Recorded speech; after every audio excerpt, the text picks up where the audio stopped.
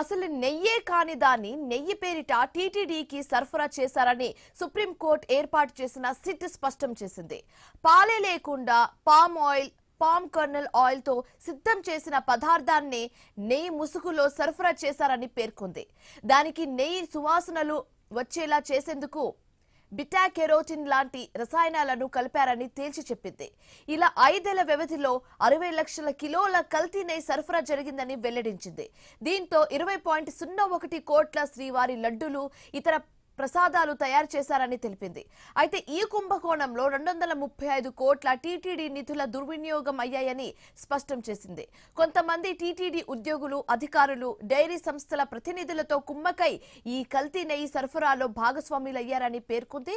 అలాగే తిరుమలకు కల్తీ నెయ్యి సరఫరా చేసిన కేసులో సిట్ అధికారులు నెల్లూరు సిబిఐ కోర్టులో తుది ఛార్జ్షీట్ దాఖలు చేశారు. 600 పేజీలకు పైగా ఉన్న ఈ అభియోగ పత్రంలో 36 మంది నిందితుల ప్రమేయాన్ని వివరించారు. అయితే ఈ జాబితాలో టీటీడీ ఉద్యోగులు, అధికారులతో పాటు పలువురు డైరీ సంస్థల ప్రతినిధులు కూడా ఉన్నారు.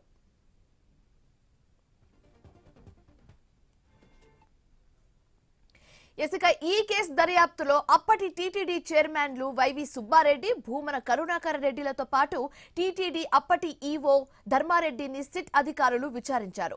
టీటీడీ పాలక మండలిలో ఎక్స్ అఫీషియో సభ్యుడుగా ఉన్న చెవిరెడ్డి భాస్కర్ రెడ్డి, అప్పట్లో కొనుగోలు కమిటీలో సభ్యులుగా ఉన్న ప్రస్తుత మంత్రి కొలుసు పార్థసారథి, కోవూరు ఎమ్మెల్యే వేమిరెడ్డి ప్రశాంత్ రెడ్డి ప్రశ్నించారు. ఆ విచారణ అంశాలను అభియోగ పత్రంలో పొందుపర్చామని తెలుస్తోంది.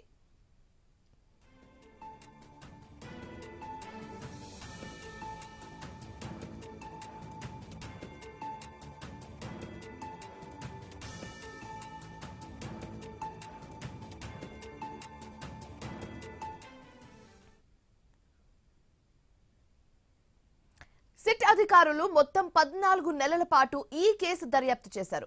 12 రాష్ట్రాలు సోదాలు చేశారు. గతేడాది మే నెలలో తొలి ఛార్జ్షీట్ దాఖలు చేసినప్పుడు 24 మందిని నిందితులుగా చేర్చారు. నవంబర్ 23న కోర్టుకు సమర్పించిన మెమోలో